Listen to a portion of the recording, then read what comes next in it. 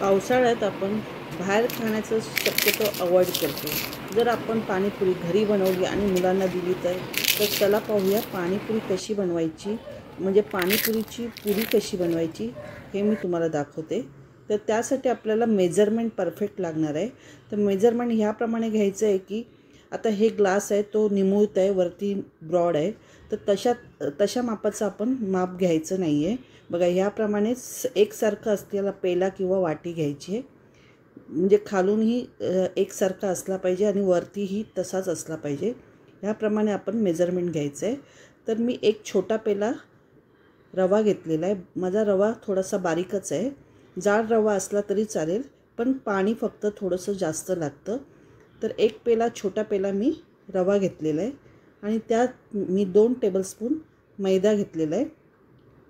जर तुमचा मोठा पेला असेल तर 3 टेबलस्पून मैदा घ्या आणि तो चिमूटभर मीठ घालून आपण मिक्स करून घ्यायचं आहे। बघा याप्रमाणे मीठ टाकलेलं आहे, मीठ जास्त टाकू नका। आणि आता आपण तो मिक्स करून घेऊया आणि उकळतं पाणी आपल्याला त्याच्यामध्ये अर्धा पेला घालायचं आहे। ज्या मापाने आपण रवा घेतला त्याच मापाने आपण अर्धा पेला पाणी घ्यायचं आहे, उकळतं पाणी घ्यायचं आहे। बघा याप्रमाणे मी 1 चमचा थोडंसं कमी पाणी घेतलं आहे, कारण माझा रवा बारीक असल्याकारणाने। आणि जर तुमचा जाड रवा असेल तर तुम्ही 1 चमचा जास्त घ्या, म्हणजे अर्धा पेला घ्या।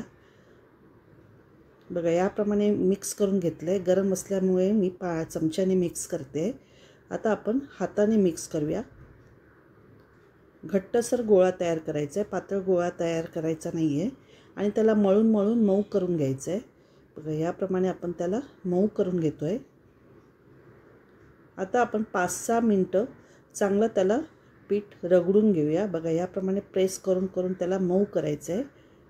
रवा आपल्याला हाताला लागला नाही पाहिजे, याप्रमाणे आपल्याला मळून घेतला पाहिजे। बघा याप्रमाणे 5-6 मिनटं तरी मी त्याला रगडून घेत आहे। व्यवस्थित मऊसर गोळा झाल्यानंतर आपण त्याच्या पुऱ्या लाटून घेणार आहे। आता आपली 5-6 मिनटं झालेली आहे, पीठ चांगलं मऊ झालेलं आहे। बघा याप्रमाणे आपलं पीठ मऊ झालेलं आहे। हाताच्या तळव्याने प्रेस करून त्याला व्यवस्थित मळून घ्यायचं आहे। मऊसर गोळा तयार झाल्यानंतर आपण त्याचे छोटे छोटे गोळे तयार करून घेणार आहोत। एकदम छोटे छोटे गोळे तयार करायचे आहेत। ह्या पिठाचे मी 40 गोळे तयार करून घेतलेत। याप्रमाणे आपण गोळे करून घेतले आणि लाटून घेतले। आपण एकसारखी पातळ लाटून घ्यायची, जाड लाटायची नाही आहे। सर्व बाजूने आपण व्यवस्थित पातळ लाटून घ्यायचं आहे। जाड पातळ असं ठेवायचं नाही आहे, व्यवस्थित लाटून घ्यायचं आहे।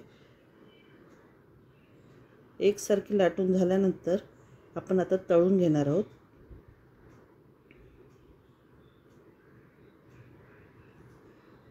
गॅसची फ्लेम मोठी ठेवायची आहे सुरुवातीला आणि पुऱ्या सोडून घ्यायच्या आहेत। सर्व पुऱ्या त्याच्यात टाकून घेत आहे।